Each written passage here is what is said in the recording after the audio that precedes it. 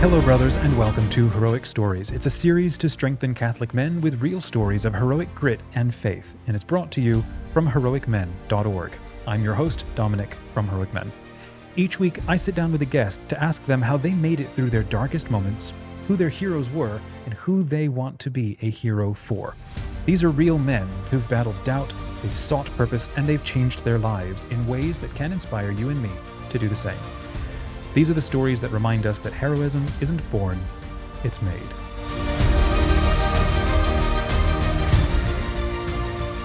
Hi, brothers, and welcome back to Heroic Stories. I'm really fortunate today to be joined by Sean Berg, and I'm in Virginia. He's calling out of Hawaii, so we've got a continent and an ocean between us, but it's good to have Sean sitting with us and sharing some of what he's learned and what he thinks. He is, as of last month, retired from the Army Special Forces. He's an officer with 10 combat tours, including Kosovo, Iraq, and Afghanistan. He's the father of 3. He's been married for 30 years, and he is currently a Diaconate candidate for the Diocese of Honolulu. Sean, it's good to have you with us. Yeah, really a pleasure to be here, Dom. Thanks. So first question that we're going to get into to kick it off. I love storytelling, and especially stories about heroism, and they're not always fun, safe, and easy stories. But I love asking people, what is a story about something or someone heroic that absolutely lights you up, that just moves you and kind of, it's one that you maybe love to tell or at least think about? So it's a terrific question, and there's there's so many places to go. And I'm going to tell you a story, I guess, about someone that the chances that you've ever heard of this person are almost nil, right? And you mentioned I just retired from 30 years in Army Special Forces. So what, if you're not familiar with Special Ops, that's the Green Berets, and the men of Special Forces are, well, I mean, there's a song about them, right? It's, 100 men will test today and only 3 will win the Green Beret. And it ends up being about that. It ends up being about of a already selective crew that have volunteered 3 times to join the Army, to go on airborne status, and to try out for Special Forces. Of that, about 3% will actually make it through. So what you end up with is a really select crew of patriots and warriors who all are equally flawed and equally talented, and I like to think of myself in somewhere in that as well. On my, let's see, fifth combat tour, first in Afghanistan. So this would have been around 2008, and so I was a Special Forces company commander. That meant I had 6 of my operational detachments, or what you hear as a Special Forces A team, and we were all throughout eastern Afghanistan. And this was while Iraq was surging and Afghanistan was smaller. But on one of our teams, they were in a place called the Tagab Valley, and the Tagab is, like, you've heard of Fallujah and Ramadi. You might not have heard of the Tagab, but it is a micro version of that. So on these little FOBs, these little forward operating bases, are just, big HESCO walls with guns pointing out every direction. Our teams would occupy there. There's usually a larger conventional force, and their job was a counterterrorism mission, right? So we are persecuting, prosecuting, and doing the intelligence collection of Taliban. ISIS didn't exist at that point. That was my most difficult place, and so I put my very best team there. And on that team, there was a young staff sergeant named Andre. I'll not use his last name here just for his own sake, right? South African by blood, and dual American citizen, and then he had just had to make the call to give up his South African citizenship so that he could get a top secret clearance, which he did, and he did so willingly.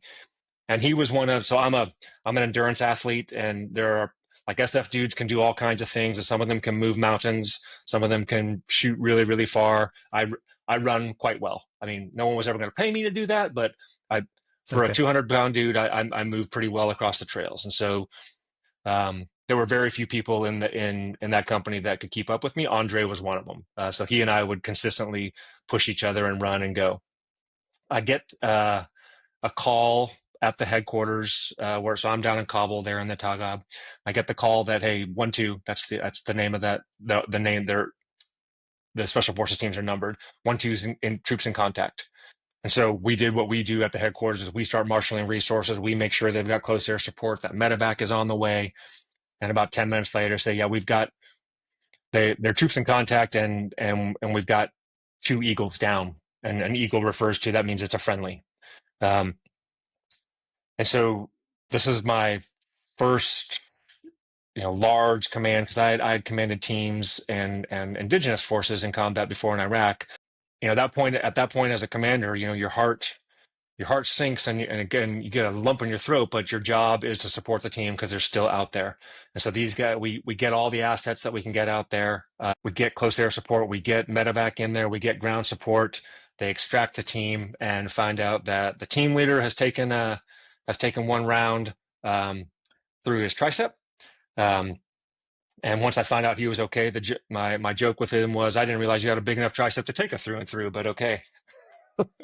Because we're macabre that way, right? I mean, you have to, it's just that, well, first of all, there's just a warrior relationship there, but the Andre had been wearing body armor, but took a PKM round. So PKM is a Russian machine gun. So that's a 7.62. And he took that round right up under his armpit, which is a really, really terrible place to get shot. Because think about trying to put a Like I say, it tourniquet sounds and stop insanely that bleeding, dangerous right? right there. And Yeah. then once that bullet gets inside your body, it wreaks havoc. And so he was immediately medevaced to Bagram Airfield, which is right over the mountain. And that first night, it was really 50-50 live or die. So I made my way up there that night, and he didn't even. This is the other fastest, fittest dude in my entire company, and he's unrecognizable. Color gone, all sapped of all energy, tubes coming out of him everywhere. And he made it through that first night. When we sat and prayed, we made sure that the team that was back up in the Tagab, had the support that they need. And that first night, 50-50 live or die. And the docs did a great job trying to stop bleeding. That was just insane. And his will to live was, I think, in large part, just a fierce nature of being completely unwilling to give up, like he'd always been unwilling to give up at anything else. And then the next night, when he was at least considered stable, it was going to be 50-50, take the arm off or not. So, life altering regardless, but then potentially. And so that night they were able to get some blood flow back to the arm. So the bottom line is Andre lived. He woke up. I was there. His team leader, we brought him back in, and he said, there's no way I'm giving up on this, and he's like, how can they fix me and get me back out to the fob? And I was like, Andre, you're not going back out to the fob, brother. Like, your job is to get better. I think 26 is the number of surgeries he ended up undergoing at Walter Reed back on the mainland after he'd been back through launch school. So I think he was tied for the same number. Never did regain use of that arm. But I went and saw him up there, and he was in great spirits, and he was like, hey, here's this picture of me with Renelle Zellweger when she came through, and I was chatting and flirting with her. And then he came back out. So he was still on active duty. And he came back out, and they used to call him the leaf cutter or the Ant-Man, because he was just had this insane energy. Like he would be up on he couldn't do PT, he couldn't do physical training, because they're on this tiny little fob. So he would get up on top of the HESCOs, which now puts you in line of fire, and he would just run like the 300 meters that was the top of the HESCOs, and just in complete defiance of the enemy, because that's the perimeter wall? Yeah, the perimeter ball. Okay. Yeah, like they're the big baskets that they fill with rock and stone, right? So it creates an impenetrable barrier, but you can just drop them anywhere and make a wall. And so he comes back, and he's now, this is about 2 years after he'd been injured, like a year and a half. And the first thing he says is, hey boss, we're going back out on a run.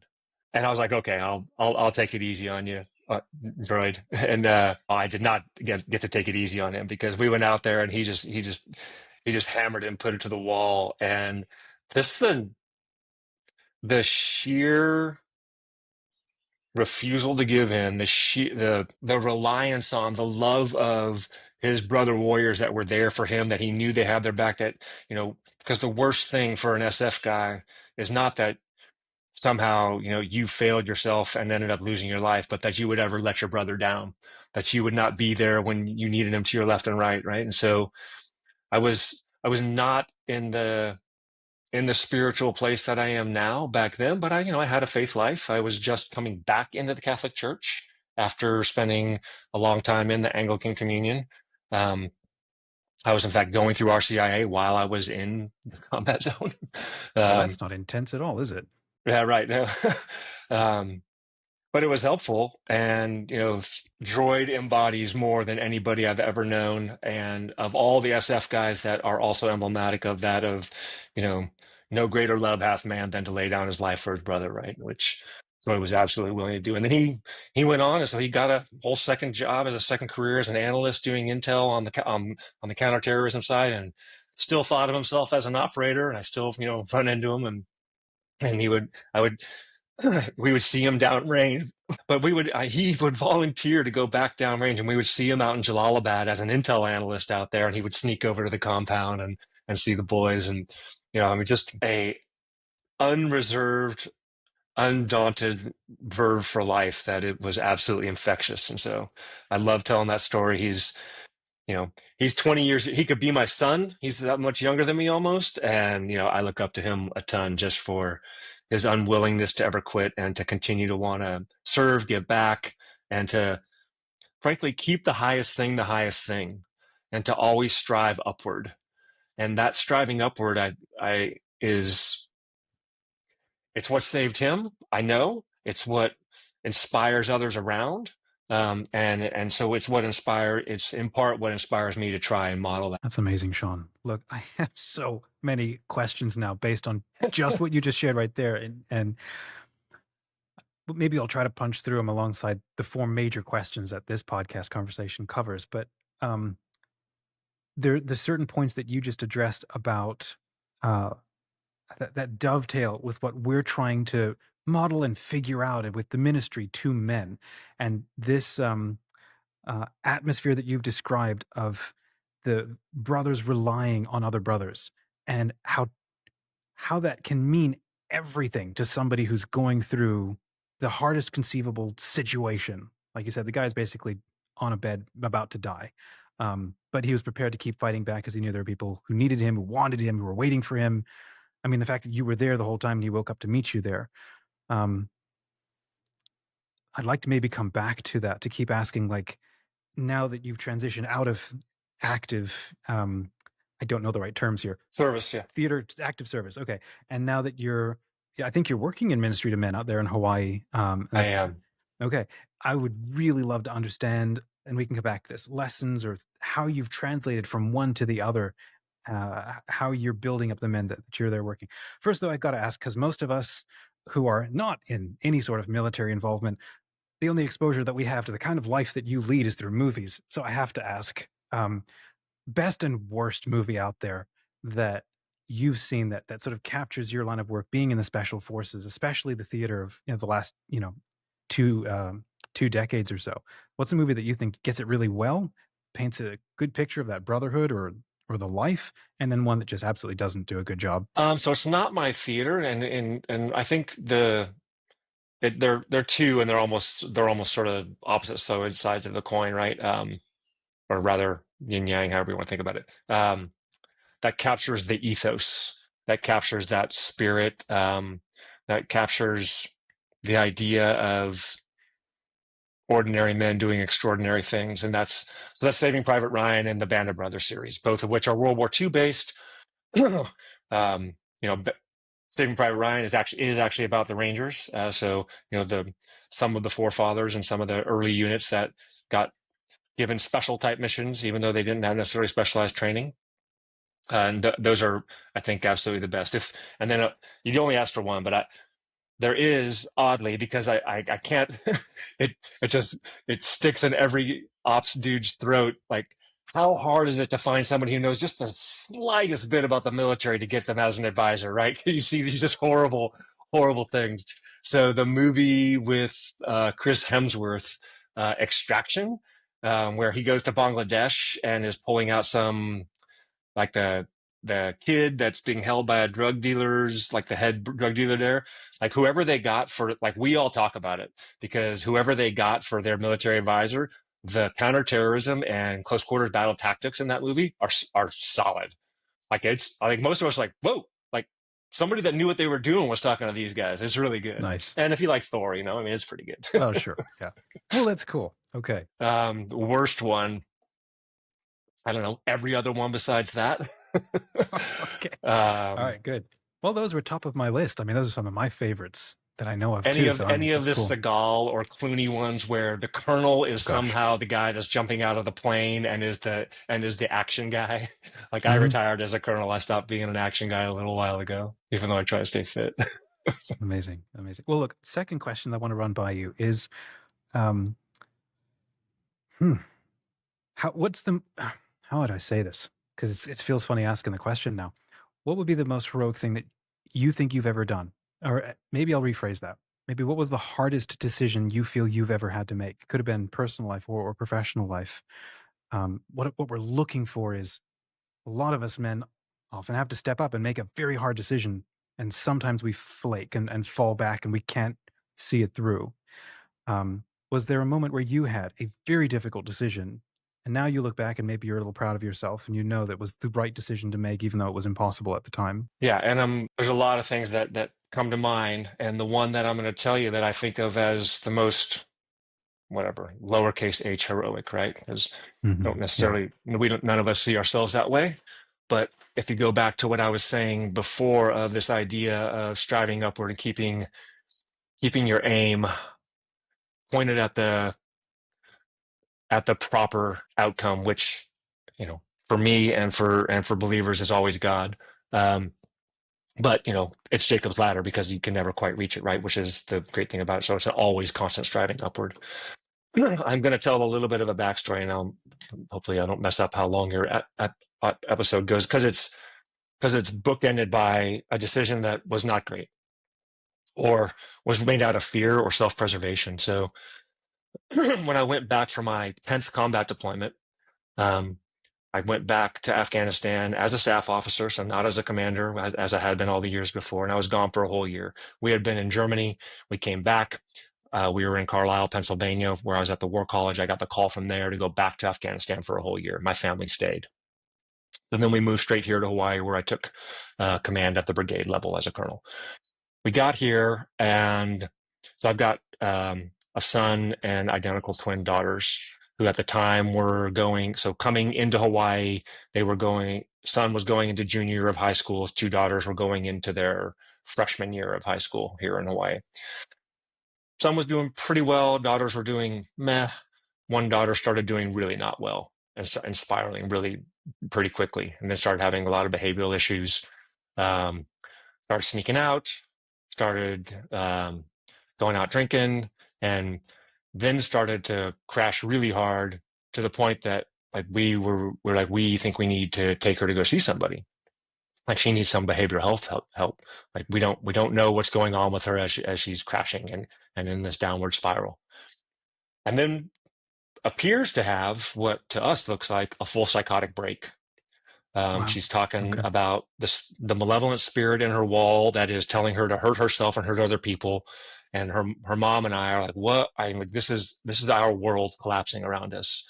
Our May I ask if child, this whom is before you had converted or you were still going through RCIA at the time, or? no, we've long been Catholics at this point. I see. Okay. So that 2007 into the church. This is 2016.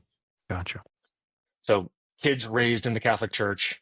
Um, Wife and I both active lay ministers while we were there in Germany. So this, up to this point, like if you came at me, I had a radio and Hellfire missiles or a special forces team I would send at you or snipers that I would position on the hill, and I don't have anything to put at this problem. Like I can't fix this. I can't help my daughter. Um, I'm coming back from a work trip in Alaska. I hit the ground. Phone comes on. Zzz, zzz, zzz, zzz, buzz, buzz, buzz. Message. Call. It's my wife. Hey, a lot of messages. What's up? I said, she's okay. I found her in the tub. full of blood. She had tried to take her life. So again, not completely helpless. Yeah. Wow. And this happens. So this cycle goes over the next couple of months where we are trying to help her, trying to get her treatment. She's in and out of various facilities for either substance or mental breakdown.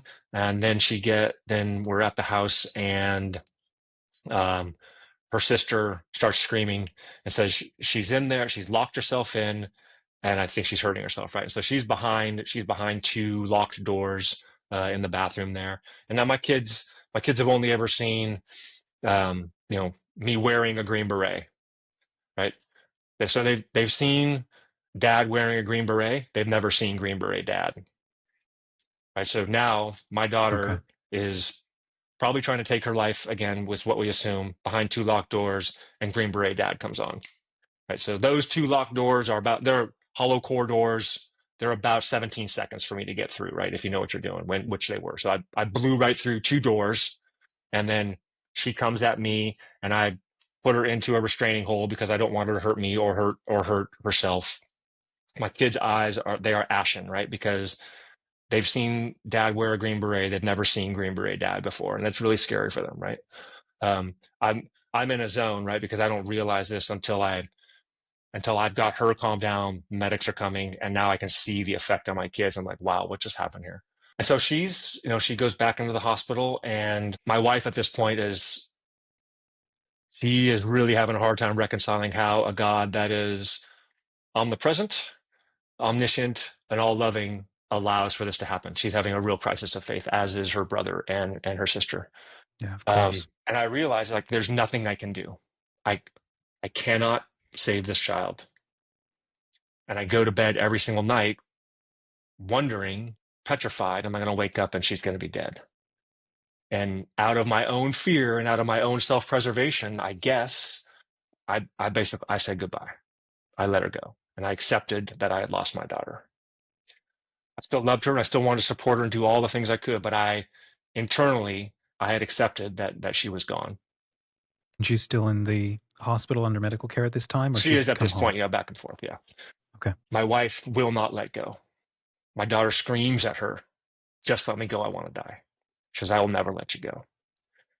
And I don't tell her I'll never let you go, but I basically just say, I love you. On the other hand, for the church, like, all I could do was reach out to him and grab tighter. It's all I knew how to do. I was petrified for my daughter, in anguish over how sorrowful my wife was. And so we go through a number of months, years of training. We have of rehab and everything. We get some angels that come into our life that provide us some resources. We basically cash out all of our life savings to pay for her, and she embraces, accepts, does years of work to overcome the PTS. Because what we didn't know was she wasn't having a psychotic break. Was the year that I was deployed in Afghanistan, she was raped by a fellow middle school student, Gosh. um, who then continued to exploit her and blackmail her for the remainder of that year while I was gone. And that led her to cover all of that pain, anguish, and trauma with substance and then other mirroring behavior. That came out eventually. Wow. We figured out who that dude was, and I was like, I haven't been to sniper school, but I'm pretty good out to about 800 meters. And that was a really unhealthy thought. I was like, I'm not really thinking about doing that, but I'm thinking about it. And so I went and got help, and I said, I need to go talk to somebody. And as a very senior military person, I have shared that with hundreds, if not thousands, of other service members to let them know that, you think you see, 6'2", blonde hair, blue-eyed, green beret that lives in Hawaii and nothing's wrong. Like, everybody's got dumpster fires going on, and you're all dealing with stuff. So I did, and that was helpful. And about that time, I was serving regular lay ministry. I was lined up to lecture at church one Sunday. I had just found out, and so now she's on the other side of this treatment. She's, still got all kinds of challenges and everything, but is doing pretty well. I had just been up for promotion to 1-star general. Got And it was still in the air whether or not that was going to happen. And I was being interviewed for the job that is basically the job that you only get if you're going to get promoted. So I find out on a Wednesday that you're not going to get that job, which means I'm not getting promoted, which is okay. I was okay with that. I had elected to stay in Hawaii and not necessarily pursue that career after I went back for the 10th time. And my wife was like, "Hey, that's an awful lot," and I was like, "I understand." And I, and then the next day, the branch that manages me from Big Army said, "Hey." I'll just say it short. They basically said, "Hey, we want you to stay in Hawaii." I wanted to stay in Hawaii. They gave me the opportunity that actually that said, "Hey, you're going to be here for the next 3 years," meaning I was now actually in the place where I was going to be by my choosing for however long I wanted to be. That has happened 0 times in my life. 0. Right? I've never been in the place where now the future is all mine to pick and I get to do whatever I want. Because I was always on the precipice of another, change of station with the Army or moving around as a kid. And then that Sunday, I'm lined up with the priest, and he says, so mind you, I just found out not getting promoted. You are going to stay in Hawaii and get to retire out of there, which is a wonderful blessing. And he says, "Hey, Sean, they're doing the inquiry weekends right now for the diaconate. Have you ever considered being a Catholic deacon?" I'm like, "Come on, really? Like, haha." Like, this is not coincidence that this just happened, right? That I just found out these other 2 things, that for the first time in my life I could consider this. And what he didn't know is, so in my upbringing there, so I was very active in the Anglican Communion. I almost Hmm. got out in my early career as a captain to become an Anglican priest, like that. So that tug had been there Wow. for some time, and then Wow. Okay. 9/11 happens. Like, okay, that's not happening. So I talked to my wife. I said, "Look, I need you.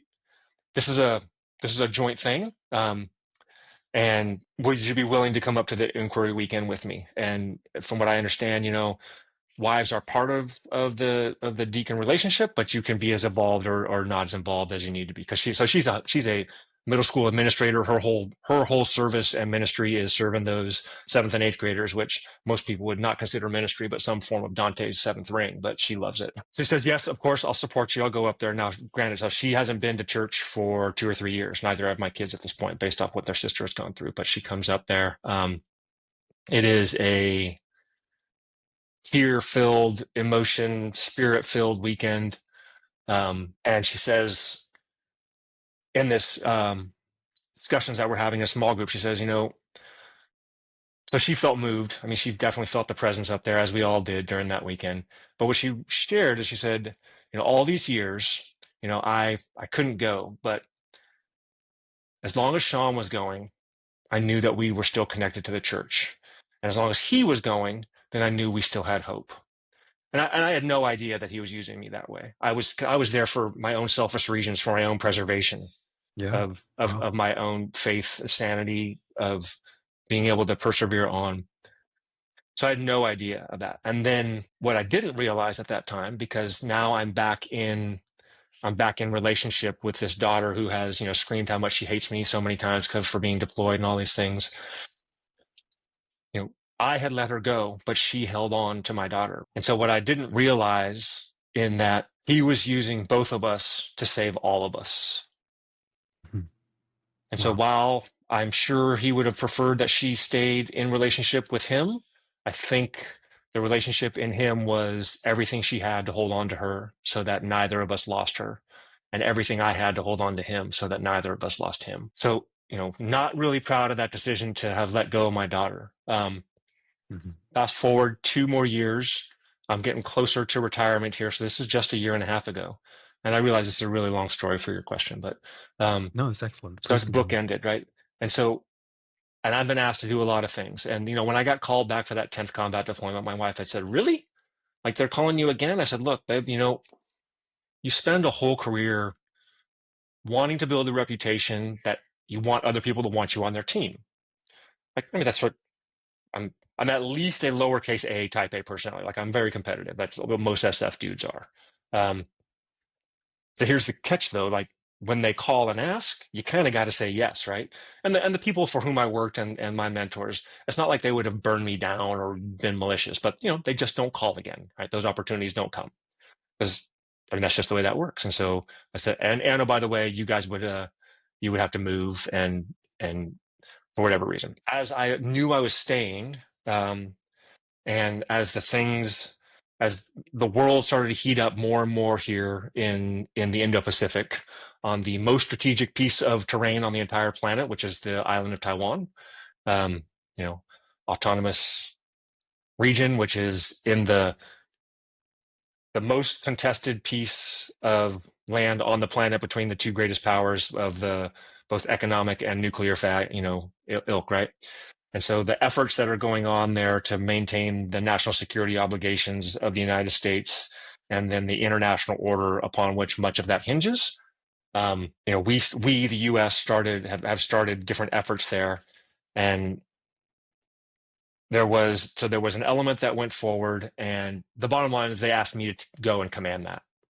So the most important piece of terrain on the planet, on the most important mission of the most strategically important thing that one could possibly imagine. And they said, this 4-star already said there's no interview. If you'll take it, you're the guy. And then mine was like, we'll cut you loose from where you're at. Now I'm a year out from retirement. We're undergoing all kinds of stuff so we have taken care of my mother-in-law, who moved in with us a few years ago, who has vascular dementia. So we've been taking care of her. My wife is an only child. Incredibly difficult after all that other stuff. Now watching her mother fade away right in front of her after we've both had a life. I've been married 30 years, right? And so I love and know this woman very deeply as well. So this is going on at the same time, and they asked me to go back, and it's going to be 6 months. Well, I'm in my 3rd year of diaconate formation. So, man, that's a huge ego boost, right? Like, I can't believe I'm being asked to do this. And it's an incredible opportunity to lead teams and have a impact, frankly, on the whole world, if you do it right. And thought about it and prayed about it. And I basically went back to, so there's we in the military, we plan and decide really well. That's what we do, particularly in the Army. Like there's a whole process. There's a whole science to the decision-making process. And then you become more artful at it, the older and more experienced you get. But I went back to straight science, where I listed out all the pluses and minuses. I decided how I was going to weight those categories, assigned them a number, and figured out, take it, don't take it. And in the take it category was a whole bunch of things that were about the positive outcomes for my career, my reputation, my follow-on capability to probably provide monetary support to my family based off of the things that might have been offered for me coming out of that job. And all of those, what I was able to I just sat there in my office. I was probably sitting there for a couple of hours, just looking at this whiteboard. I said, the cost of all of this is Anne, is my wife. I'm not doing it. And it cost me greatly. It cost me a lot in reputation. It cost me a lot in, all of the general officers that were all on the Sean Berg team and loved to sing my praises. Like they stopped talking and they stopped calling. And I'm 100% okay with it. And I knew it was the right thing, because she came back to me and she said, I thought we were done doing this. And then she came back the next day, because she's who she is. And she's like, look, if this is what you feel like you need to do, I'll be okay. And she would have been, I think, she'd have been okay. I don't think our marriage would ever have been the same.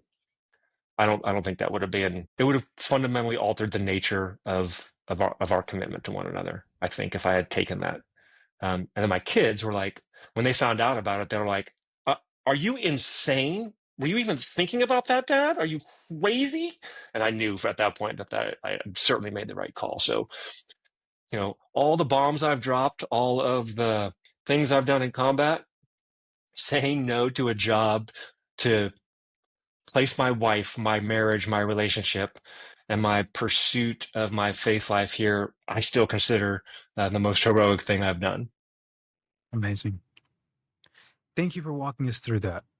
I'm having a hard time kind of breathing through some of the stuff that you've walked us through. Honestly, you've shared, there's 2 elements in this story that are the 2 stories that you've shared, which is the team reliance, the reliance of the Brotherhood, and how that helped, what was his name? Alan? Not Alan, Andre, Andre, get yeah. through this specific situation. And he was able to pull through. and there was a point at which you all knew what to do to sort of solve the problem together and the team could all go to work. And then you've got this impossible family situation where there is not the information that you needed because she withheld it for years, it sounds like. Um, I can't imagine, well, maybe I sort of can because every guy goes through different periods that are sort of similar, but not knowing what to do and having absolutely no recourse and being in that black place. If you don't have to answer this, but I am curious to ask, like you mentioned, how your wife, your family was just second guessing or doubting how to be a disciple, following in the faith, how to trust or how to be able to handle this sort of faith relationship thing when all of this is falling apart all around you. And I think you said all you could do was just simply blindly hold on. I imagine you also had to go through a bunch of your own soul searching. And did you at any point ever doubt or wonder if maybe there was nothing there and it was not worth holding on? Um, it sounds like maybe your wife did for a minute. I think she did. I think, frankly, my experience in combat of having been there and watched, having relied on my relationship with God and and Jesus as my savior to carry me through there and to whatever talents and blessings I was granted with to maximize those things. Because if you ask me, what is the thing I'm most proud of in my military career? So I figured out the math across 10 combat deployments. I started with a detachment of 12 guys, went and had a detachment of 12 guys with 1,000 indige, went back with a multi-hundred person, back to a multi-thousand person task force. So about 4,000 Americans and NATO coalition soldiers under my command in active combat over those 2003 to 2014 period, so 11 years. 100% of those people came home alive. Andre came home without the use of his arm, so a few folks injured, but 100% of the troops deployed under my command returned back home to their families, which it's a miracle. It sounds incredible. Yeah. It doesn't happen. And that I am eternally grateful for whatever blessings I was able to grab onto from fruits of the spirit that I was given. And then when you asked me what I do at the beginning of this, take and build a team that is greater than the sum of its parts, that is why 4,000 people came home.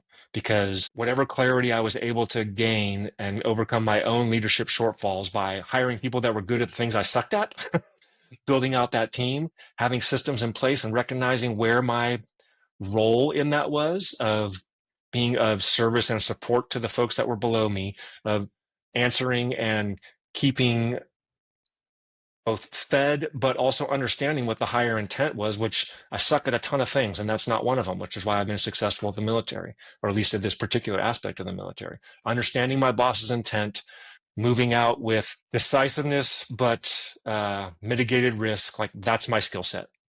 And it's what I was good at, and it's what allowed that to happen. I still don't know, and I've spent multiple nights on I don't know why I get to have this result and my peers don't, or this other, why does so and so not get to go back to his home? Why do they have to call the chaplain and I am the one that doesn't have to do that?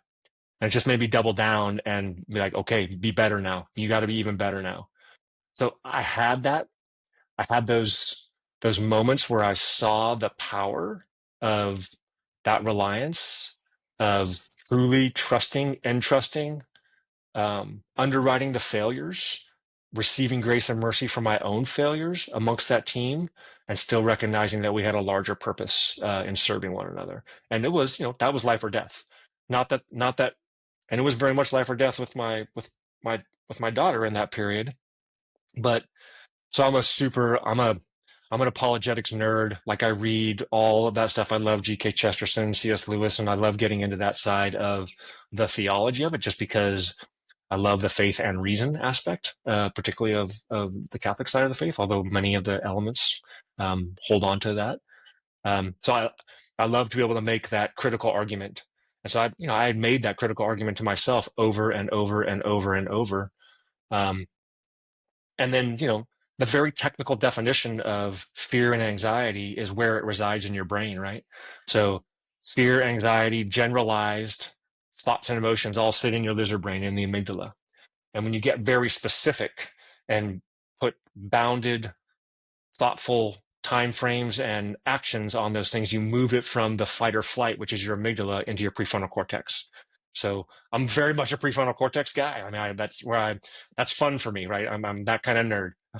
But Mhm. I had a very practiced regimen of taking that generalized fear and anxiety and being very specific about it. Also, being a type A, I'm a problem solver, right? So while I've become very much better at in the pastoral nature and in my coaching realm, and with my wife and my kids, like I don't try and solve their problems. I just try and be there for them. But I'm fully allowed to solve my own problems. I get to do that, and so I Gosh. do, right? Yeah. And that reduces that anxiety. But it always is on the crutch is not the right word. It is on the handrail, reliance, and pillar Support. Yeah. of that faith that I know, and I love the larger Christian, but it is, and particularly as I get deeper academically into my own theological studies, the both and aspect of Catholicism, which says, it is, God is both present and unknowable. Jesus is both fully man and fully divine, and there are elements of that are challenging for some folks. I actually find it reassuring. Because I see that reflected back in those experiences with all those teams of watching, the combination of this union of humans designed to live together in community with the same purpose, even though that wasn't a religious one. Although for me, I would say it had it had the overtones, undertones, however you want to think of it. To watch that flourish, and it is miraculous. I mean, it's life takes on it when you're in that flow state. It takes on like almost a musical quality, right? I mean, it's surreal. And I'd lived in that surrealness enough that it stops being surreal. Now I expect it. I Wow. expect to have that kind of joy, support, love, devotion, community that goes along with all of the drop offs and the failures and the times I'm going to screw it up and I'm going to let other folks down and they're going to let me down. And it's okay, because ultimately there's one who is never going to let us down and is never going to fail. And we can always go back there. Yeah. Wow. Sean, this has been a personal privilege to be able to chat with you. Like I said earlier, I wish I could buy you a bunch of drinks and just keep learning from you. I'm sure there's a lot of listeners or people watching this conversation who've got a ton of their own questions. I've got one last question I want to run by you for the last maybe 35 minutes for this conversation. But you said something about the number of men that you brought home. And this is something we've been sitting with Heroic Men as a Ministry, and realizing what's the core reason why we show up and do what we do. Why are we motivated at all? And we all began just realized no man gets left behind and all men need to make it home.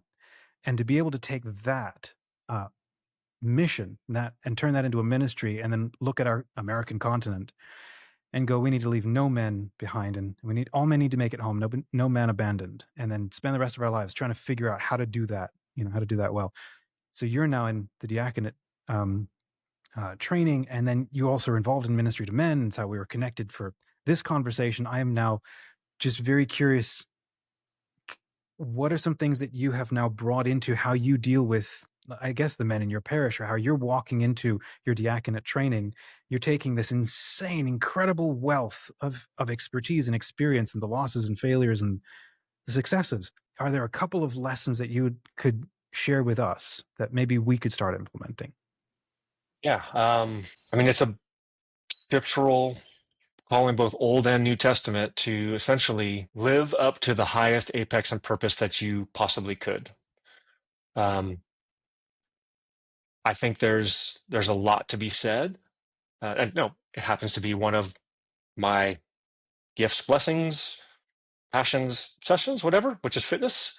Um, but I think your physical presence in the world is not something to be taken lightly. When I get to talk to other faith groups, and I've had this, I had a version of this conversation, which is why Men's Catholic Fellowship of Hawaii said, hey, maybe you might want to talk to Dom. You have an interesting story. So I've told versions of this to a lot of men here on the island. But I tell them, your role as a Christian or Catholic man is not just to be the Catholic that they want to be, but to be the man they want to be. When you stand in front, when you're in the pew, are you sitting in the back like most Catholics, and not singing the hymns and not participating and just being a bump on a log there?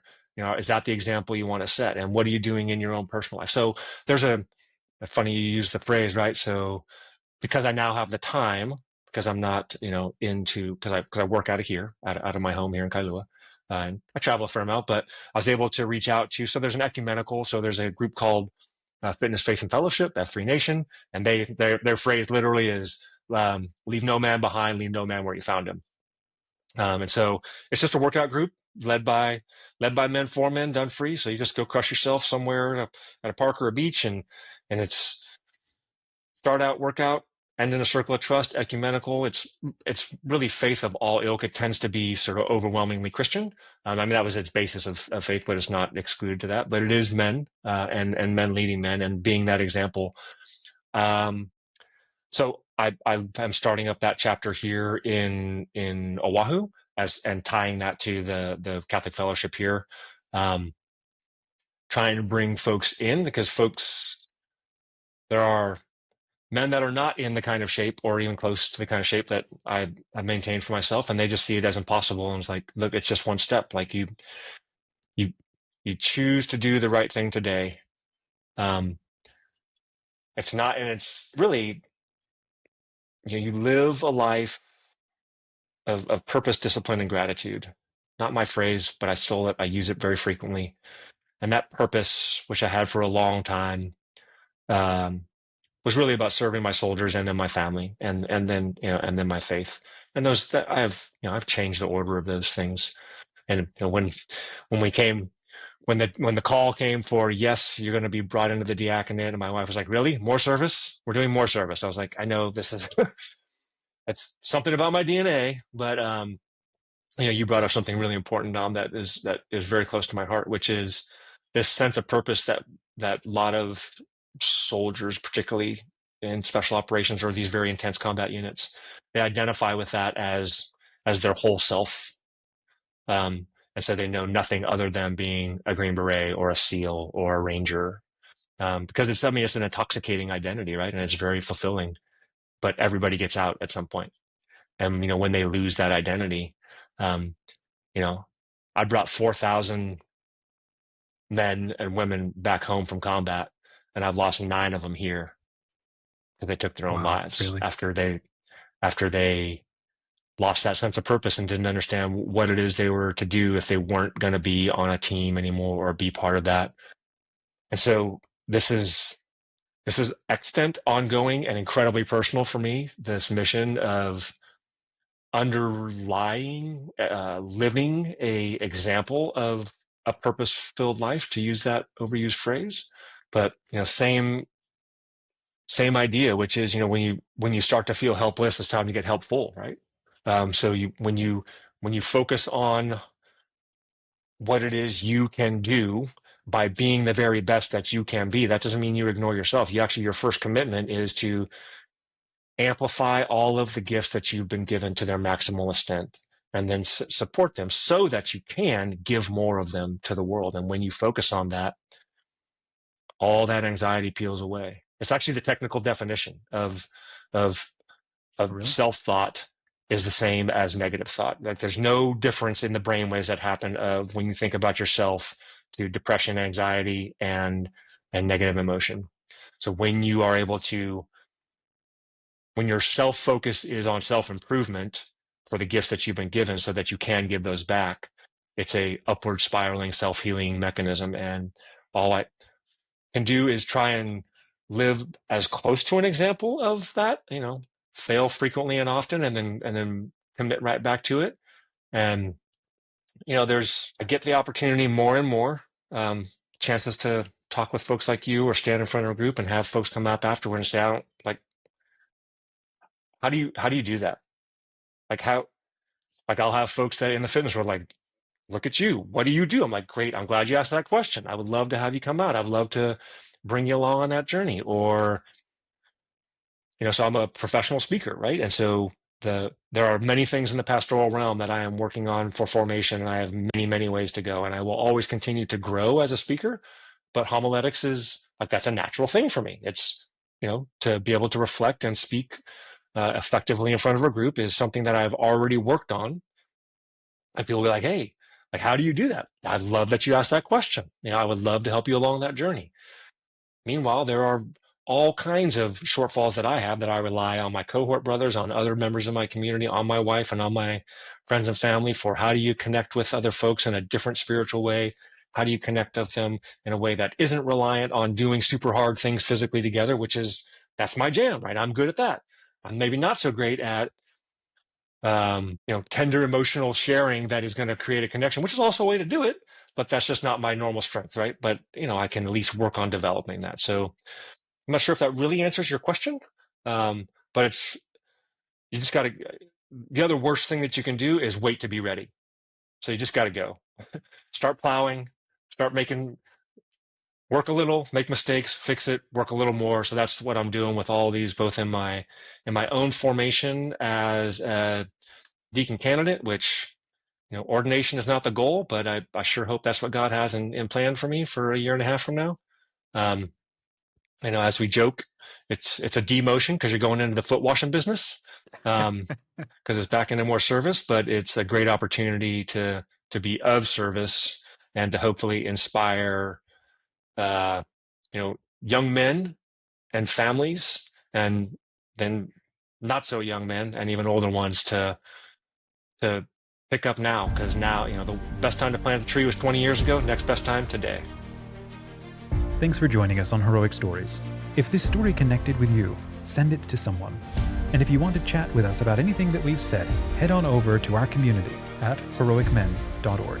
We're here for every man out there who feels they're made for more, has the faith to step up, and doesn't know what to do. Come and share your journey with us. Can I share something about a group of men like you? The Heroic Men app is powered by an alliance of supporters. They step up so that others can access life-changing content and community at no cost. Right now, there's another man out there who needs stories and content like this. Maybe he can't even afford a bus fare to Mass. Maybe it's a teen questioning if he matters at all. And maybe it's a father searching for real brotherhood. Your $5 a month covers his ability to access this content. One more soul reached, one more life changed. $5 a month, that's it. If you can, consider paying it forward today. And if you can't, share Heroic Men with another man. That alone could bring another man back to faith in Jesus Christ. And here's how we give even more back to you. Every donor is welcome to join an exclusive group inside our online community. We want to learn from you and work with you to strengthen men so that no man is left behind. Visit heroicmen.org today to stand with us. Someone paid it forward for you. Now will you do the same?